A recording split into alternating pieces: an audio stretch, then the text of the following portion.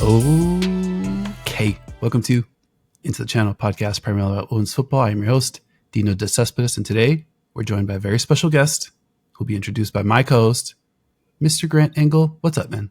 I'm feeling fantastic, buddy, and that is because we are joined by our show's favorite broadcaster and a true media trailblazer. In 2005, she became the first woman to call a match on the British network radio, and in 2007, she was the first woman to provide commentary on Match of the Day, the historic BBC television program watched by tens of millions of football fans every season. 15 years later, in 2022, she was still smashing glass ceilings when she was the first woman to deliver play-by-play for a World Cup match broadcast right here in the United States of America.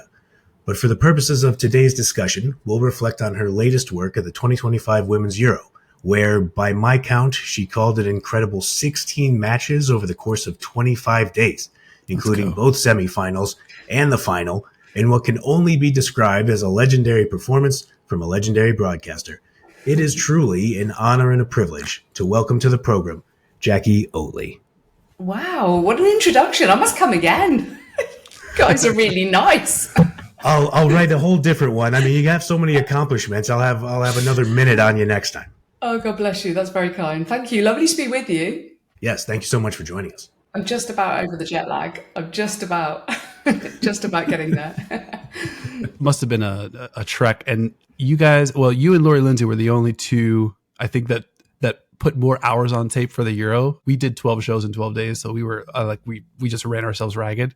But I can't imagine doing 6 of 7 knockout stage matches. That must have been an absolute marathon. All the extra time and penalties as well. But you know what? It was honestly such a privilege. Genuinely, I mean that, because I'd much rather be doing 16 games in 3.5 weeks and coming home thinking, wow, what just happened, than watching at home thinking, oh, I'd love to have been doing that. So yeah, I absolutely loved it. And for Fox to put the faith in us to do that many games and to be effectively one of the prominent voices out there. There are others, of course, as well. John and JP, who did a brilliant job.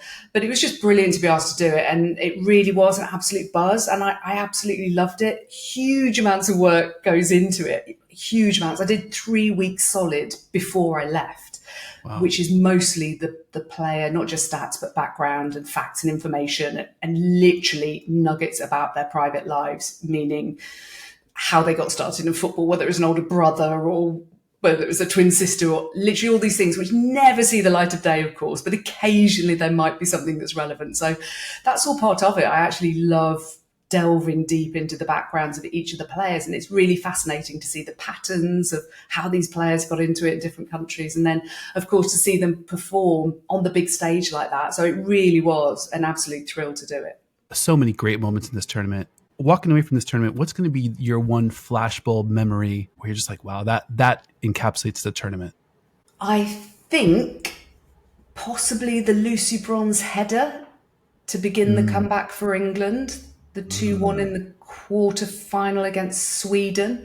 I think because you're thinking Sweden have been all over England, the holders are going out, barring another comeback, something crazy.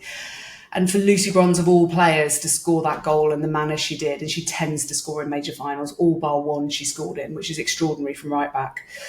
I think you then started to feel that turnaround, and just every Michelle Agyemang moment was insane, really. But I think that moment, because then that precipitated this whole, oh my goodness, they're going to do it again, and they're going to do it again, and they're going to do it again, and they did do it again, and they beat the number one side in Europe in the end.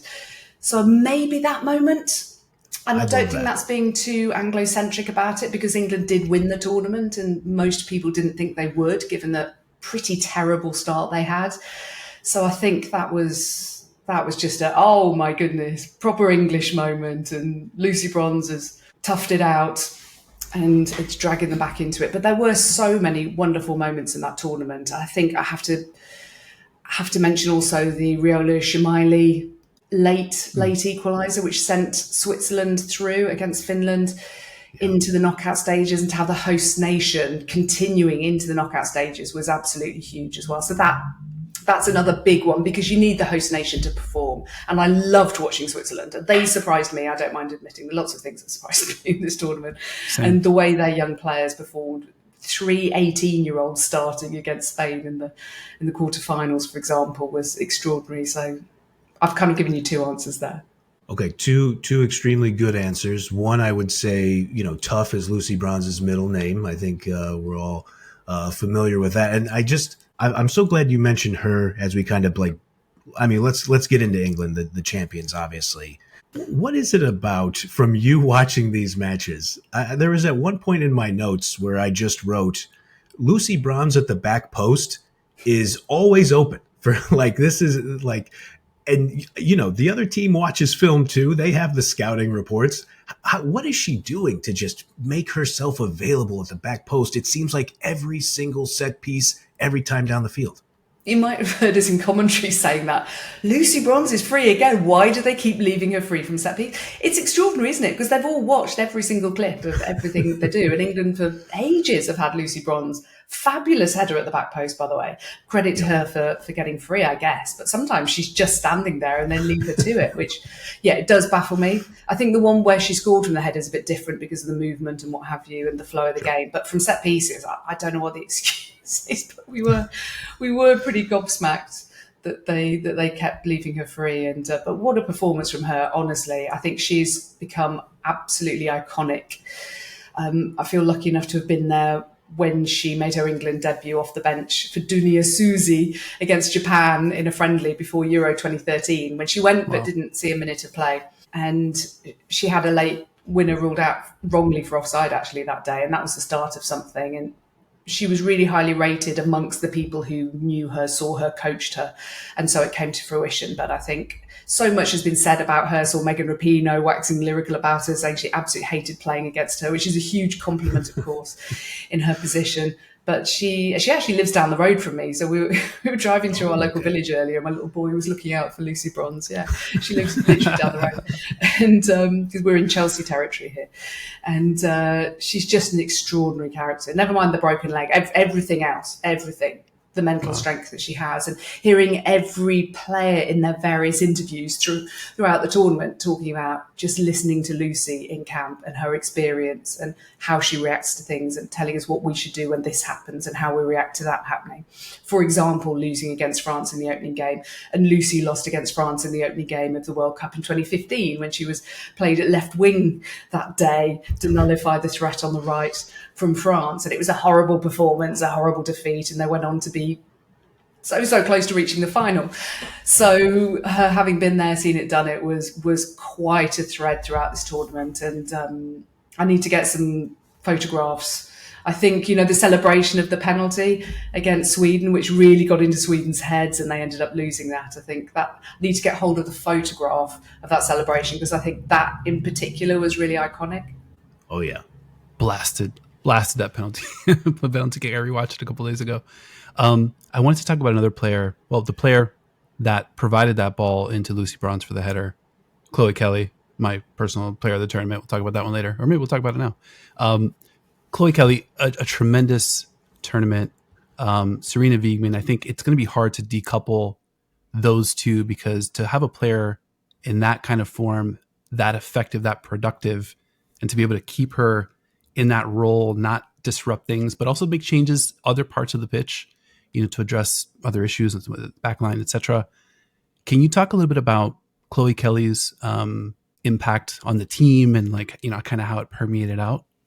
I think we need to have a blood test for Khloe Kelly, because I'm not convinced she's as English as she makes out she is, because all the things that she's doing on a football field with 3 lions on her shirt are not traditionally English at all. And what I mean by that is, we as an English population, having watched all sorts of England teams over the years, are not used to that level of A, confidence, B, ability to strike a football from 12 yards successfully, and C, just the confidence of knowing she's going to win.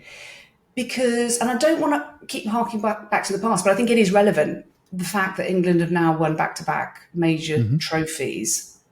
And we, in my lifetime, had never seen a senior England team win anything, because obviously 1966 was the Men's World Cup, and that's all we talk about. I've got a photo of it in our downstairs toilet. I mean, this is all we have as a reference point, but of course, most of us weren't born then.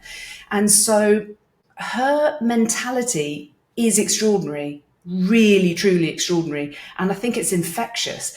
And she kept saying in interviews, I'm so proud to be English. And I don't want to get political, but in the last few years, we don't tend to have heard being proud to be English because it tends to have taken on far right political implications, which is crazy, right? And the Welsh, so proud to be Welsh, the national anthem.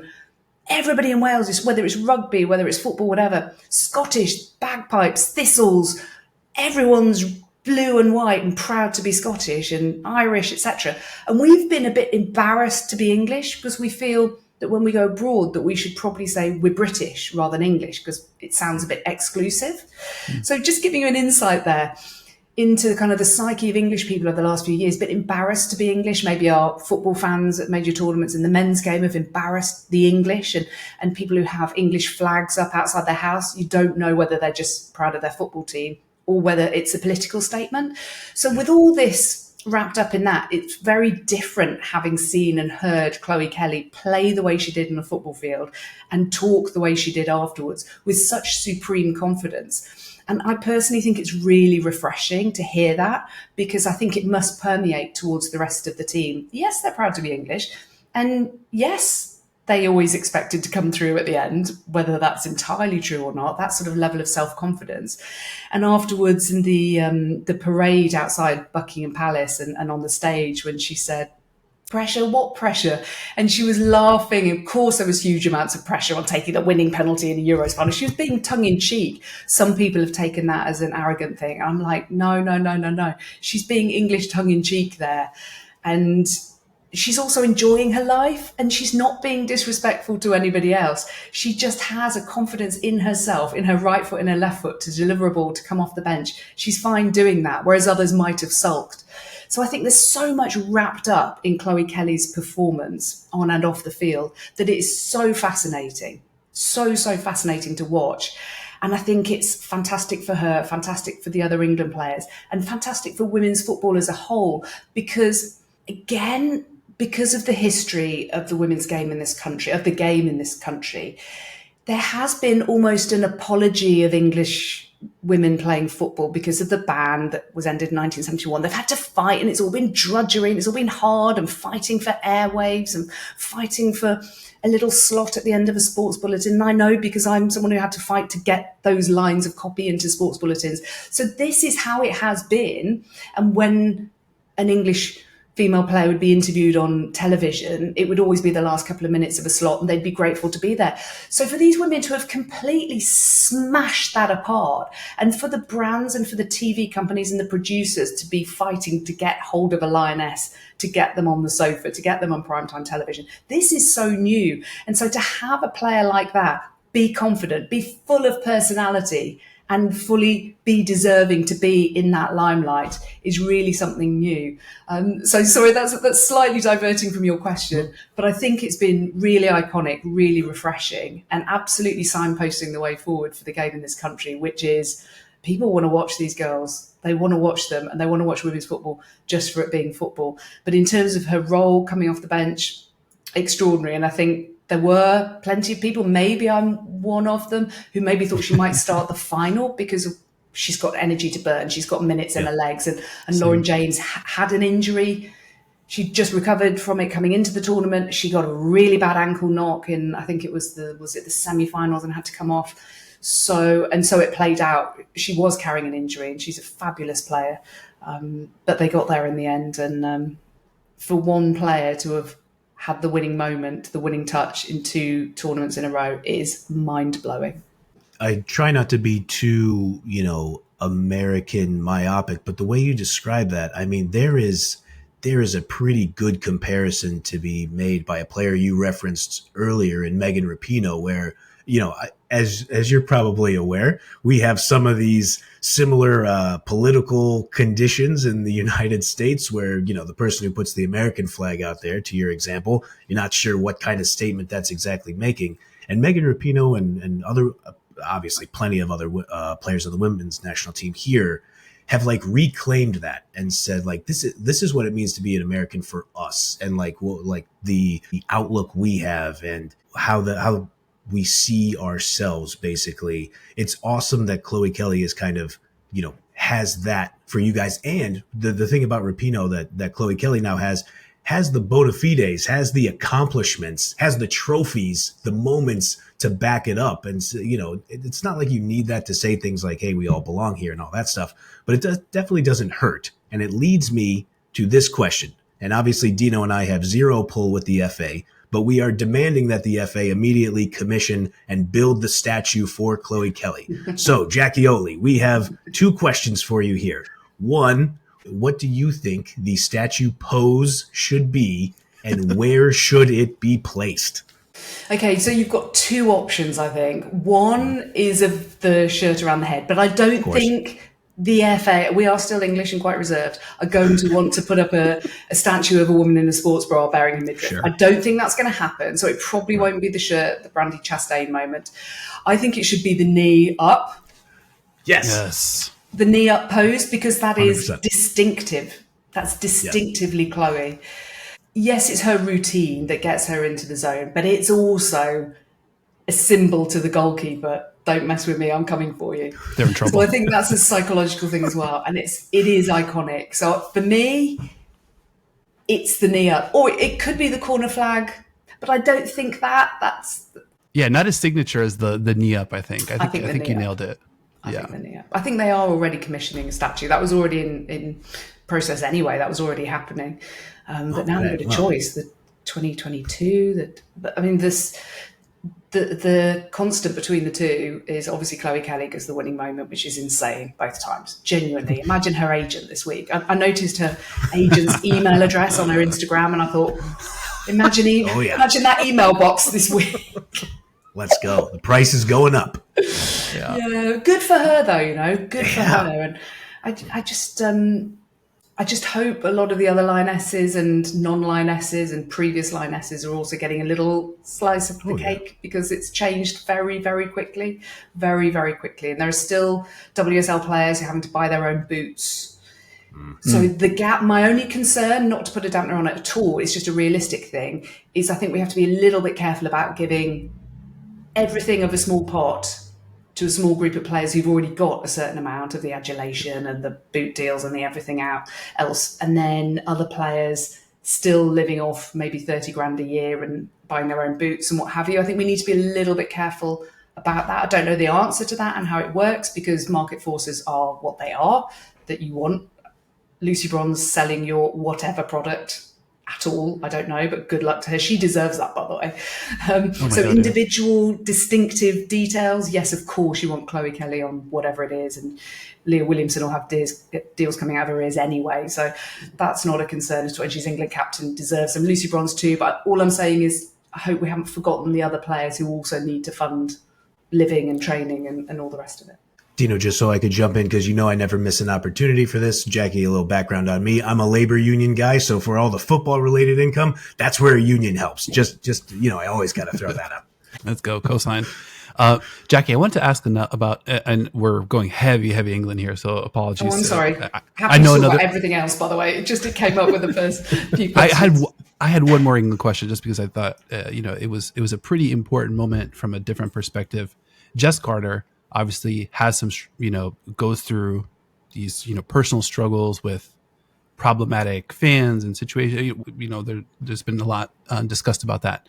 Doesn't play in the semifinal, comes back for the final, takes on that Spain attack, and has a great game. I thought it was great. Was in all the right spots. None of the issues that sprung up in that Sweden match, and just was like a dependable defensive piece. And I think some of the defensive issues that we saw earlier with England just didn't seem to be there. They were in the lanes, they were in the spots, good connectivity defensively.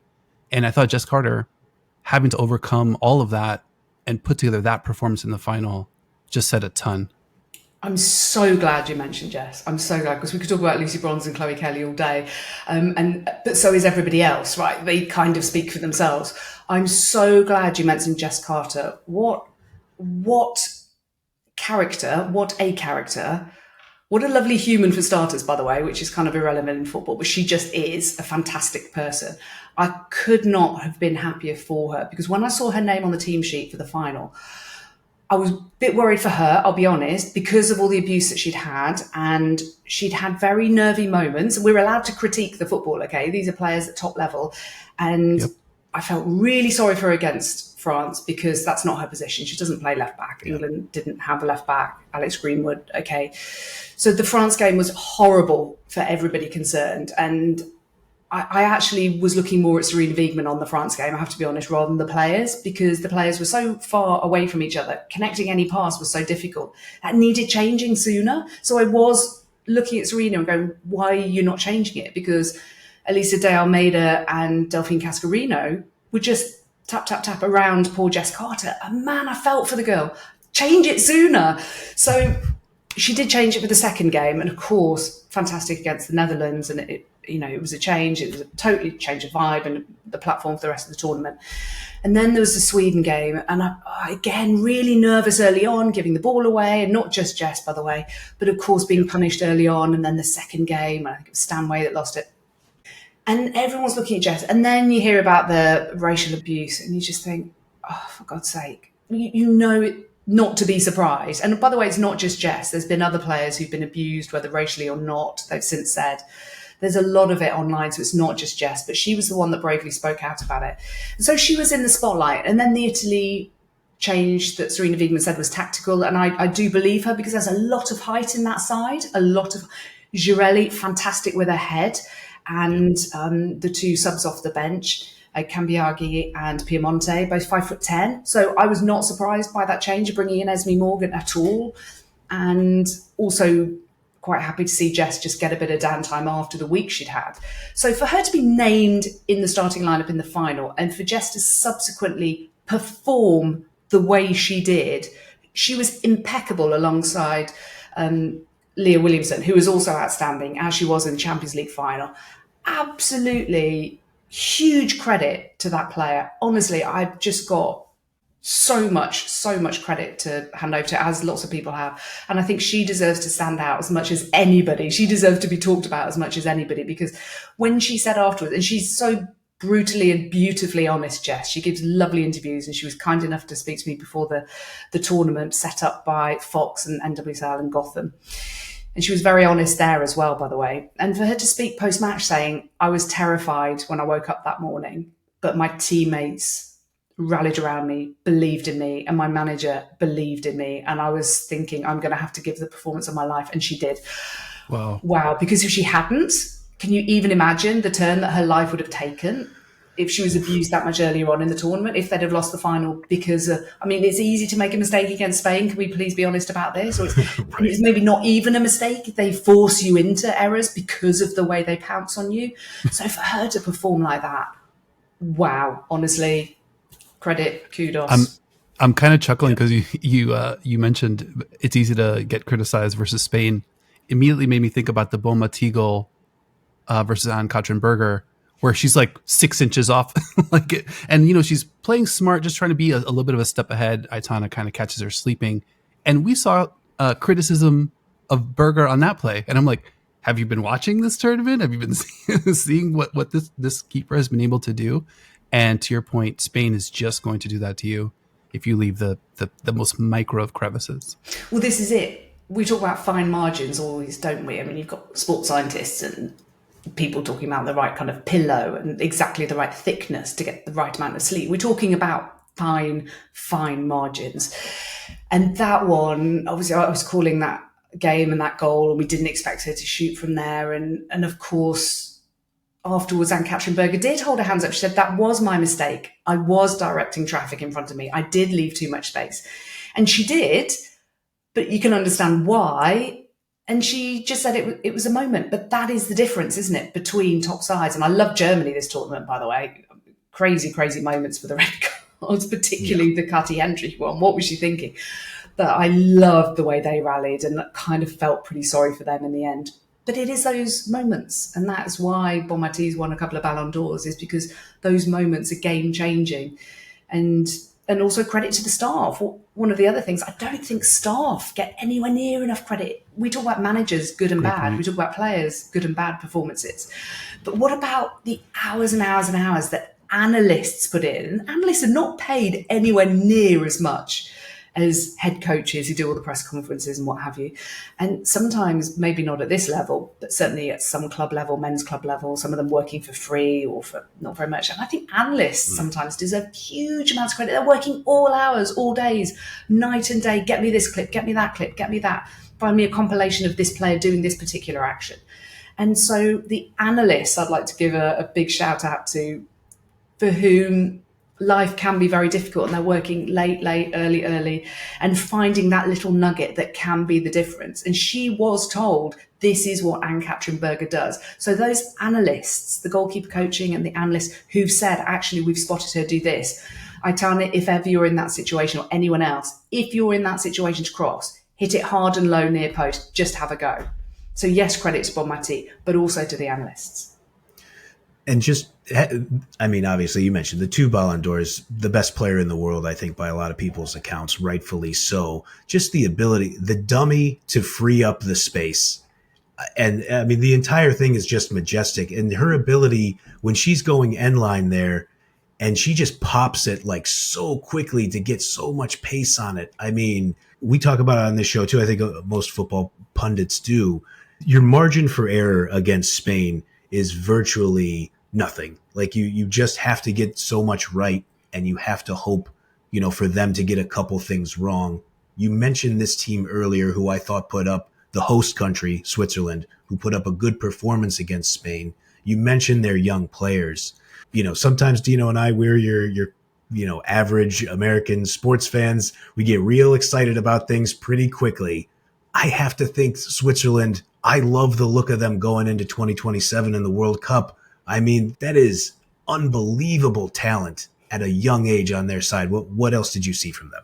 Oh, I loved Switzerland. I love them so much because when I was doing all my prep on them, I was thinking, oh God, we don't really want to have a host nation that's going to bomb out. So I was there with a good pal of mine in Geneva. What a beautiful place, Mark. Go to Geneva, but save up. Yep. Noted. The lake, the walks, hire a bike at the main train station. Oh God, it's beautiful, beautiful. Anyway, so I was there and I was talking to people in cafes and I was like, what about this tournament? They're like, don't know about it. No one's really talking about it. There's no signs. There's no nothing. And I thought, oh my God, this is going to be a nightmare. This is going to be a nightmare because they cut the budget and there was arguments over that. And then when I was reading about the actual team, so I was worried about the tickets and everything else. And then I was worried about the actual team. And all I could see was Pia de Zontager is so wedded to this back five and it's so negative when you've got these attacking players. And I was thinking, oh God.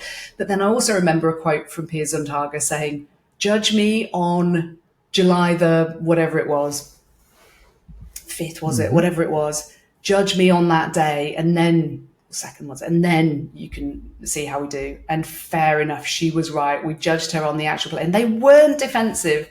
They were phenomenal. Imam Beni, who missed out on the World Cup 2 years ago at the age of 16 because of an ACL immediately before. She was phenomenal in an unfamiliar position of right wing back. That's not really her position. Oh my God, I loved watching her. But do you know the player that really stood out for me? I wonder if we're in sync here. Not one of the teenagers. Who stood out for you in that team? I mean, I thought Reutler was. Oh, sorry, Dino, I jumped you there. No, you nailed it. I was going to give Leah Valti a shout out for also doing some promotional marketing work for the tournament. Oh, I thought she was fabulous on the field as well, wasn't she? Absolutely, yeah. She definitely calmed things down.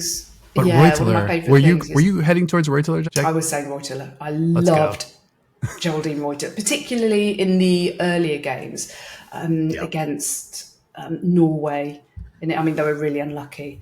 But definitely Reutler. When she was in a more advanced role, I particularly enjoyed her. And I kind of want to watch her every week. So I'm thinking, is she really happy at Eintracht Frankfurt? How does she feel about going to either the WSL or the NWSL? I don't really mind which.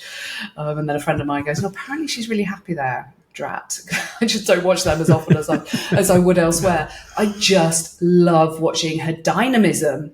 And she can shoot from distance. That she could. The final ball. How many times in football do we go, final ball is what's letting this team down?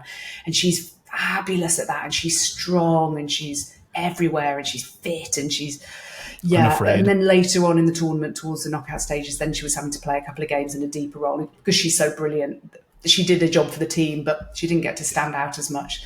So I thought she really held them together. But and I loved seeing Elia Pilgrim off the bench. They just had all these young, and her story as well. And she used to work for a medical organisation, cycle to training, and all these players who've come through so many different situations that involve not being professional from birth, like some of the lads are. And they found their way. They've got their degrees. They've had to persuade their mum to let them go and play football because the mum doesn't think there's any future in it, and all the rest of it. And she was one of them. So many great stories. But I loved Switzerland. Loved Reason at left wing back as well, and Velti for all really her off field, on field, and I love the way her positioning was phenomenal. And she'd had a difficult time at Arsenal with injury and lost her place. So for her to be so key in that midfield and the way she played I loved watching Switzerland, really did. Yeah, couldn't agree more. I mean, I live here in Seattle, so seeing Cerna Gorsovich out there and getting at the point she is in her career, kind of shepherding these young players. And we've gone all this time and I don't think we've yet said the name Sydney Schertenleib, who when, Dino and I covering, we're primarily a Women's Champions League show, but Dino and I, again, people can accuse us of the hyperbole sometimes. We think Schertenleib has a Ballon d'Or ceiling. Do we need to relax a little bit? And we know it's tough to put expectations on a young player, but she's amazing, Jackie. Yeah, I thought she was fantastic. I mean, she's so young and she's at such a big club. I was kind of fascinated by her story that she was actually tapped up by the staff at Barcelona. They slid into her DMs and asked her if she was interested in joining them. I was thinking that's a little bit naughty, but anyway. Yeah, so loved watching her play. My only thing that I was getting frustrated about, I was talking to Laurie about this off air, and she wasn't anywhere near as bothered about it as I was. She's 5'10" and taking corners. I'm thinking, yeah, her deliveries are great, but there are other players who don't have that height and presence in the box and ability to finish, who perhaps they could take the corners. But this is just a silly minor thing. But the fact is she's capable of doing everything. And I think with her development will come the decision-making at the vital moment. And there were a few times in the first couple of games when she was going it alone and her teammates were going nuts because they were better placed. But that will come with time and experience. And as you rightly say, very high ceiling. No idea whether it's Ballon d'Or ceiling, hopefully so, because she's so young and getting such good coaching that hopefully that will be the case. But absolutely love what she'd offered. And my only disappointment about Switzerland is the fact that they're pretty much all playing abroad. And so when the new season kicks in, the excitement that Swiss football fans will have for their team is going to kind of have to be reserved for either watching them in the league on TV or for international matches. And hopefully there'll be a massive hike of home matches and internationals, which they're not maybe used to, and that'll be great. But whereas in NWSL, you've got a bunch of players returning, and also from WAFCON, etc., and Copa. Here in the WSL, in this country, it'll be great to see some of these players. And Elena Linari's just signed for London City Lionesses, and they're going to be really interesting next season. Yeah, what a fantastic signing, by the way, because she was one of the players I absolutely loved watching for Italy, who we've not mentioned yet, and maybe we will. But I thought she was brilliant. So to see those Swiss players be so exciting, but really not particularly be heading back to the Swiss League is a shame. But maybe conversely, that will have an impact on the Swiss clubs going, okay, right, we're going to invest more, speculate to accumulate. We can see the potential of the women's game. And we know it comes back to investment, because you invest in young players, in scouting and coaching and medical treatment. If you invest in young talent, then you're giving these female players a platform to be the best they can be. And the talent pool across the world is vast, of course. And we're only really seeing the cream of the crop in areas where those players have been able to thrive. And I cast my mind back to the great, great Kelly Smith, who was unable to stay in England and at home in Watford, where she wanted to be with her dad, her mum, her brother, who she adored. She couldn't do that. She had to go to America and was at Seton Hall and was horribly homesick and became alcoholic and all these things because she couldn't kick a ball every day in this country.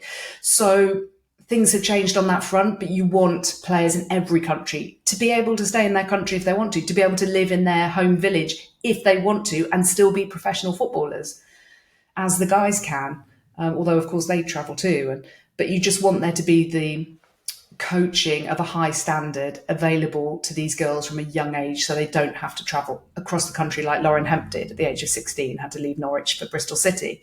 You want that to change so that there are these professional hubs nearby. All these players across the world will get there eventually, but it is a process.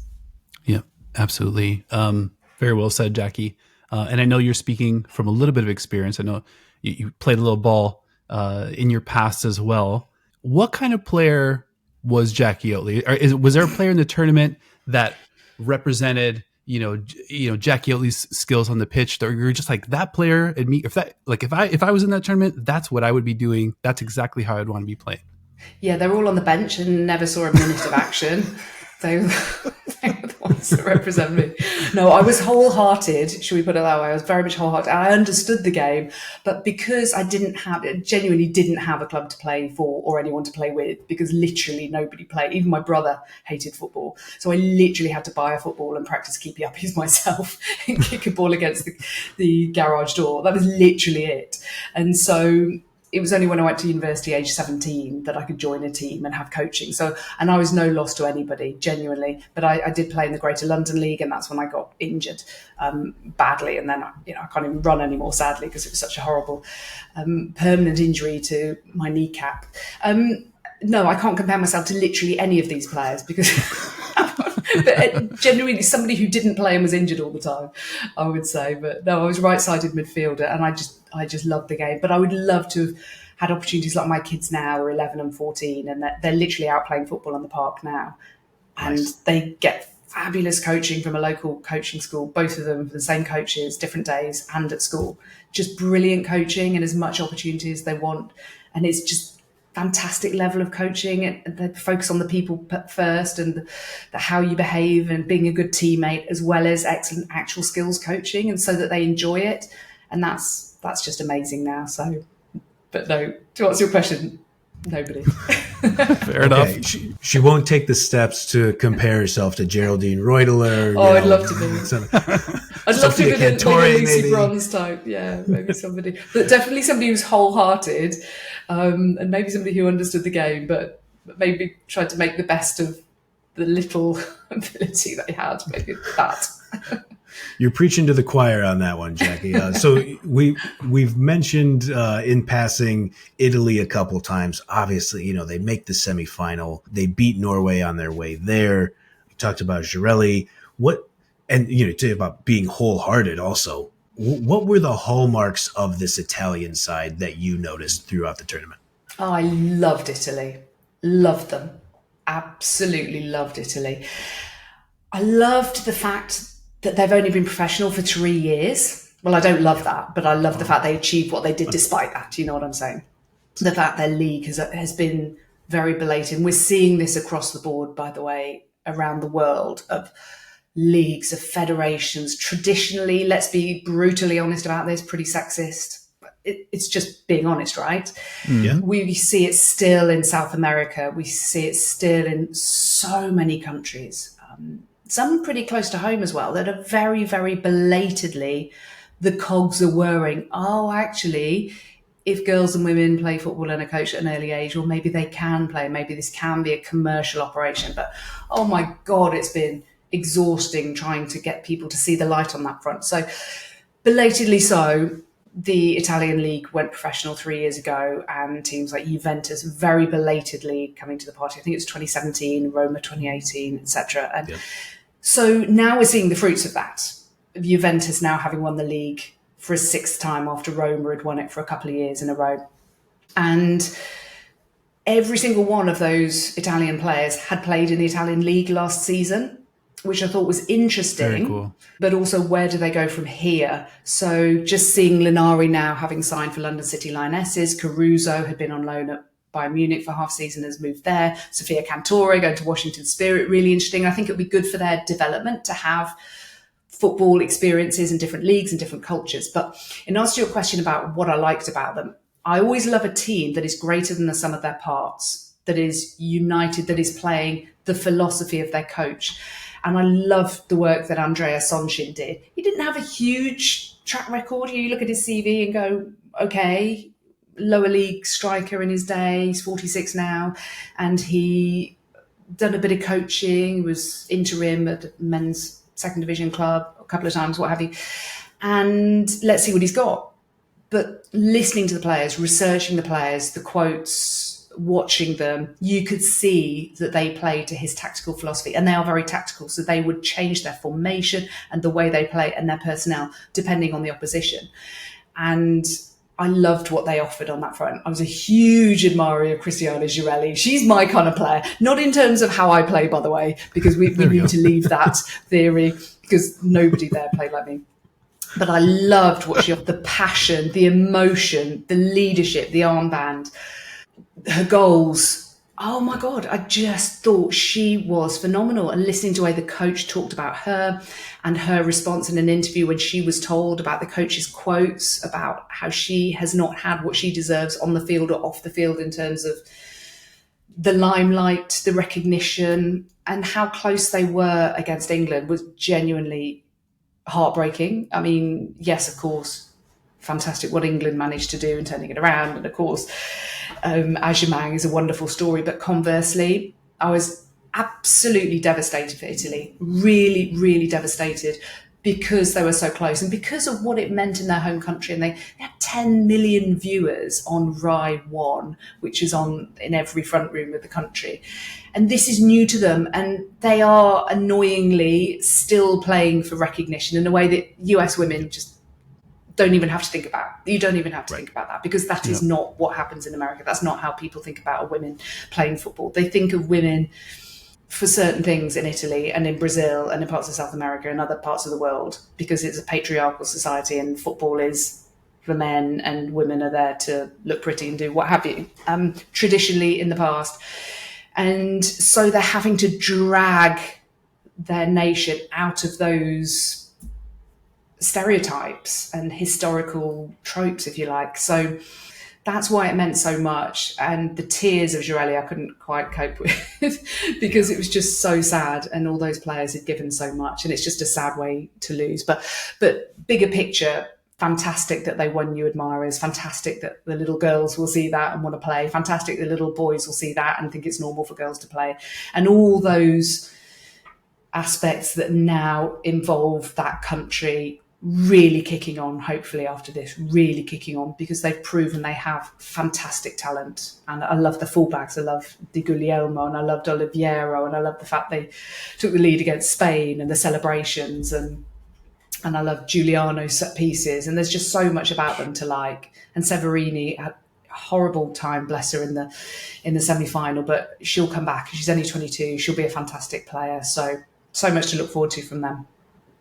Dino, I just want to make a quick point on the television stuff, because I'm so glad you mentioned this, Jackie. There was a point, I think it was earlier this year. I think it was either late 2024, early 2025, where a Serie A Femminile match was broadcast in America on the CBS Sports Network, and it was in high definition, and there were like multiple camera angles, and we came on the show and we're like, yes, all these television executives, stop being dopes. Put these matches on television, because what do you know? If you put them on TV, people will watch. You will win over, new fans. The people who are already huge fans want to watch these games. It just seems like you said, the patriarchal societies who kind of like held this sport down, now they just have to realize they can't let those stupid biases get in the way of people want to watch this. This is great sport. Like the investment that Fox put into broadcasting the Euro, like it pays off. Like if football is the biggest sport in the world, doesn't it stand to reason that women's football is going to go along that same path? Oh, you're obviously preaching to the converted here, but yes, I do agree with you. But I think the key thing is how the game has grown and developed to now be very much a spectator sport. Because when I first started covering it in 2004, 2005 was my first major tournament, the Women's Euros here in England, which was just concentrated in a small area of the Northwest, because that's where the marketing budget went to try to focus on that area. Now, those players weren't professional. Those players weren't able to go and train all day, every day with medical treatment and physios and everything they needed to be the best they could be. And I remember speaking to a very, very senior executive at the national broadcaster here and saying, over those years of saying, look, please, can you put WSL on TV? Can you put the women's leagues on TV? And she said, well, we can't, because we're competing with other leagues where they're more of a spectator sport. And I can't really show empty stadia. I can't really say, I'm just going to show women's football because there's nobody watching. And I kind of knew what she meant. I did understand the competing, rivalry of these different sports where they've got full stadia here and you're saying, no, we're not going to show that. We're going to show empty stadia. And so I think basically the progression of the women's game now and this tournament has really shone a light on the standard now, thanks to gradual development and implementation of all those things we've talked about, the investment of the leagues being better, of the medical treatment being better, the sports science being better, so therefore the players being better. And some of them, the older players, such as Lucy Bronze, and certainly in the Sweden team, and they had loads and loads of 30 plus, 35, 38-year-olds. Those players weren't always professional and their bodies have had to catch up. And so this tournament really has shown everybody that not only is women's football at a level whereby it is a spectacle that people want to watch, but I think the full stadia, 29 of the 31 matches were sold out in a country that is not even a football country. Okay, it borders lots of football countries, right? Germany being a big one, and they sold tens of thousands of tickets, the French and everybody else. It was fantastic. Italians as well, Spanish, or booked English, my God, travelled in there, however many tens of thousands. So seeing that on TV, the standard plus the full stadia, the storylines, the personalities, the players that have those personalities, the Khloe Kellys, seeing all that is all tick box that says we need to put this on TV, and studios. So seeing Fox and having worked with Fox since Qatar 2022 and seeing them do the Women's World, being part of the Women's World Cup in Australia and New Zealand with Laurie, was just extraordinary. And having breakfast with Carly Lloyd and all these US legends who they've brought in to bring the best of their experience to tell the stories and to analyse is fantastic. It makes it television you want to watch. Whereas if you're just sticking an international broadcaster on television going, watch that with no analysis, you're not giving it the full treatment. But that's what they've been doing. And that's what they did here, with Ari Hinks, with Leanne Sanderson, with Carly, with Jen Beattie, who was fantastic and hugely popular with the viewers as well, and Stu Holden and all the other guys, it was, and Jules Breach, of course. And the studio set is incredible. Do you know, I didn't even go in there once, but the studio set is incredible. And then having John and JP and Laurie and all these guys on commentary and analysing. This is all telling a story that you should be watching this stuff. And then when you do watch it, you're thinking, I want to watch the next game because I'm drawn in by the storylines, by the talent, the personalities, everything about it. And I can only see the women's game going one way. And I'm not saying that from a position of bias because it's my sport. No, I'm a football fan. I'm not an England fan or a women's football fan. I'm just a football fan and a football journalist and a football broadcaster, saying it like it is, just giving my opinion on what I see. And what I'm seeing is the explosion of the women's game, which genuinely I've always predicted and should always have happened and should have happened much sooner. But okay, we're getting there and there's still a long way to go. But at least everyone else is seeing it now and we are getting the investment. It's only going to get bigger and better. And when those countries do an Italy and do a Switzerland and invest in those players and invest in those leagues, my goodness, Portugal, I think, will be the next one. Are you telling me there's not an incredible talent pool waiting to be liberated from the shackles of not having a local club or not having decent coaching or not having a decent setup to go into? My goodness, wait till Portugal does a Spain. And look at the struggles Spain have had. This is Spain with all the talent. Look, the struggles they've had, maybe they're still having. We don't know what goes on behind the scenes, but I doubt it's perfect. It's not going to become perfect in a couple of years, is it? So all these countries, it's not just invest, but once you flick a switch of the mindset of, okay, what these players can be when we give them the tools to succeed. It's going to be extraordinary, honestly. And the Euros and the World Cups and the Copas and the WAFCONs and everything. It's going to be incredible. You bring up so many great points, Jackie. I wanted to talk about lost my train of thought there for a second. Oh my goodness. Yes. You're working with amateurs, Jackie. It's all right. I'm so sorry. A couple of things I wanted to talk about. The goalkeeping. You mentioned like the play on the pitch getting elevated. I thought the goalkeeping was the first place that I was like, wow, this is different. Whether it's Katakoi, Hannah Hampton, Jennifer Falk, Ann-Katrin Berger we mentioned. The preparation, the dexterity, some of the saves that we saw, some of the double saves. I thought it was on another level. We talked about Katakoi from Spain specifically because that's a player that just doesn't get a lot of action. Playing for Barcelona, playing for Spain, gets called into it a few times a match, and it's usually later in the tournament. If you're Spain, so that's so tough to do. But I wanted to pivot a little bit and ask you. You've covered obviously a ton of football. The first years to 2005, 20 years ago. I think I've got that right.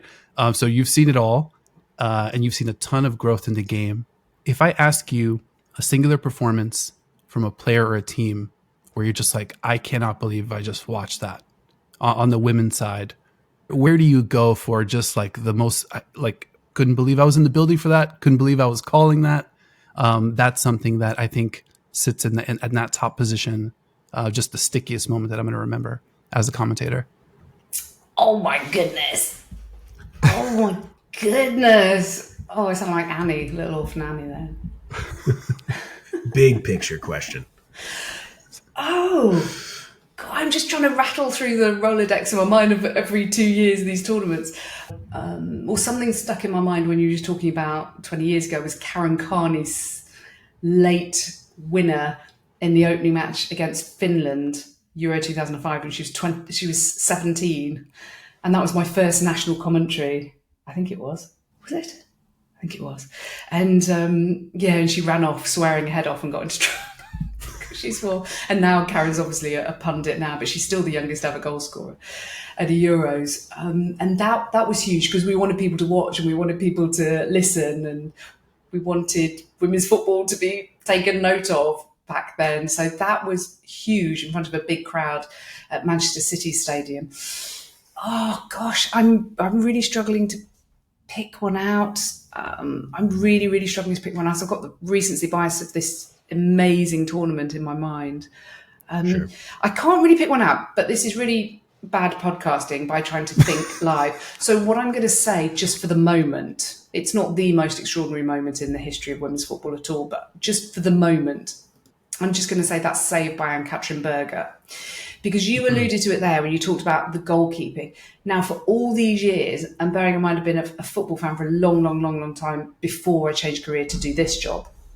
And the whole, women, football, blah, blah, blah in this country, very, very boring.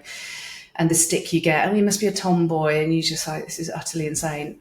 People always talked about the goalkeepers. And it always used to annoy me because, hang on a minute, the goalkeepers didn't get any goalkeeper coaching. So how can you judge them compared to a men's goalkeeper when you've got Rachel Brown-Finnis, or Rachel Brown as she was, Everton England goalkeeper at the time, who wasn't, yes, she was getting goalkeeper coaching belatedly, but she never grew up having top-level goalkeeper coaching, and yet you're judging her on the same level as Peter Shilton or David Seaman. I mean, let's just get real about this, for goodness sake. So that used to annoy me so much. And even though sometimes people had a case if you're just literally watching a game and there's a goalkeeper error, and you would just think, you just know the whole of women's football is being judged by that one goalkeeper error in that moment. And it's insane, but it was true. That's what was happening.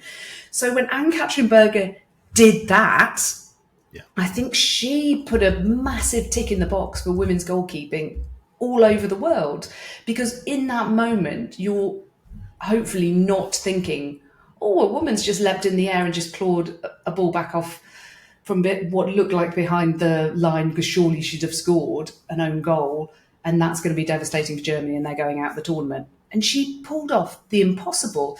And I just think that was an extraordinary moment. I honestly do. And I think that will be shown back for years and years and years and years and years. And again, some people are having to be reminded or or demonstrated what is possible for female athletes. And I think in that moment, she probably just gave a huge shot in the arm for female athletes, full stop. It was incredible. But I can't think of a bigger moment than that, because Germany used to win everything. So they didn't really used to stick in my mind because we just used to Germany winning everything. I'm so used to the trophy lifts of them over the years. But yeah, that makes sense. And you've been incredibly generous with your time, Jackie. We very much appreciate it. We can't. You talk about the growth of the game. You talk about all these legendary players. Kieran Carney, Chicago Red Stars legend, for what it's worth. I always like to point out that when they come over to the USA, we have to ask. We've said it multiple times for all of our pals who watch the show. We're massive Lori Lindsay fans, and she is like your regular partner, whether it is NWSL matches or these matches in the Euro, Women's World Cup matches. You guys have such a great chemistry. We know what she brought as a player, her experience there. And, with your experience as a journalist, kind of seeing Lori Lindsay go from player to pundit to color commentator, what is it? And this is probably a broad question too, but what is it about Lori Lindsay that makes her so damn good on these broadcasts with you? Well, she needs to press stop now if she's watching or listening to this. She needs to press stop because it's going to go to her head. I tell you what it is. I think what it is A, just understanding. She understands the game. She genuinely understands football and was a fantastic player. That helps, but that's not the be all and end all.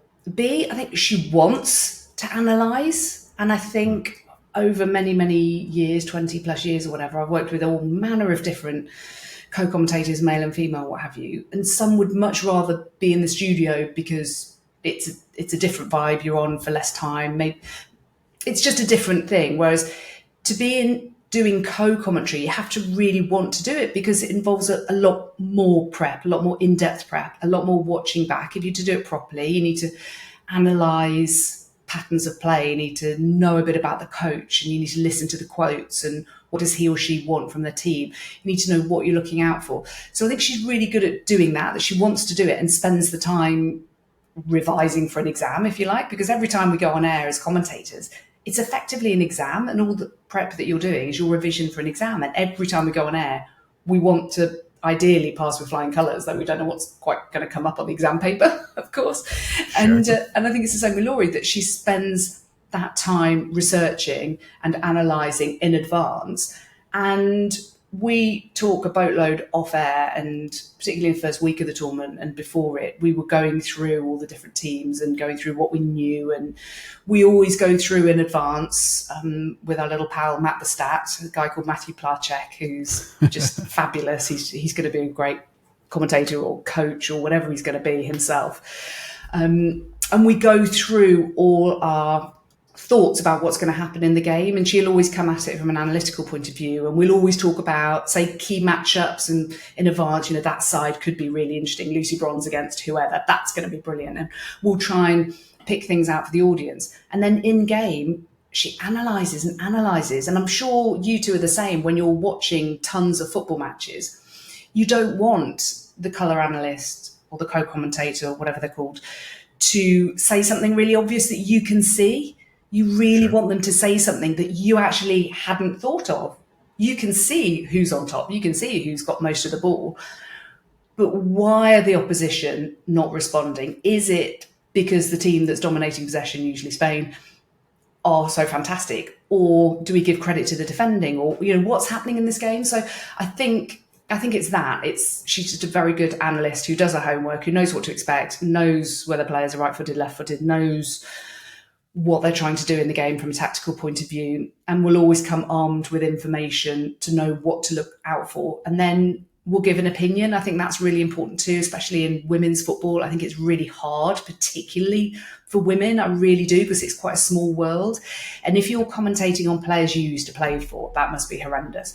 And I think or even in a studio, but if they're players maybe you don't know, or they're not going to be watching back that night, maybe it's a little bit easier. But you do have to say if it's a mistake by a goalkeeper. And I think in the women's game that is really important. And Laurie will do that, but it's never anything personal. It's always analytical about the actual game. And I think women's players want that now. I think, and she obviously does men's football as well in MLS for Apple. But you have to analyse what you're seeing. It's never personal. It's never vindictive. It's just analysing football matches. And I think people respect that. And that's why she's getting tons of work everywhere. Oh, yeah. So she should. Well, we definitely appreciate your guys' work. Who would have thought you and Lori Lindsay touch tight, just getting it done. Jackie, you've been incredibly gracious with your time. We really, really appreciate it. I got to apologize in advance. We do a fun thing on the show. We talk a little bit about, the commentary, just because we get especially excited when we see something that the commentator sees as well. We're like, oh yeah, we were on it. But we do a weird thing where we refer to you as Goatley, as an offshoot of GOAT. It's like GOAT, greatest of all time. I hope that's not offensive. Sometimes people do get offended a little bit when there's a little bit of that. I've never heard that one before, and I don't think I'll ever hear it again, but thank you. Well, Jackie, really appreciate the time. Thank you so much for joining us. Great work by you and the entire team. Hey, Daddy. Oh, there we go. You really made the tournament pretty special for us. Oh, Yes, my boy. Say hi to Jackie Oatley. Oh, what a way to finish. I think he's telling me the show's over. Oh, I'm so soppy. That's the cutest, Jackie, cutest we appreciate person. it. Thank you for rocking with us. Thank you, Grant. Thank you, Dino. Absolute pleasure. And thanks so much for having me on. And thanks for watching as well. Likewise, thanks to everybody for checking out the show. I'll just get to the outro right now. Thanks for always leaving comments on the videos, and we will see you all next time.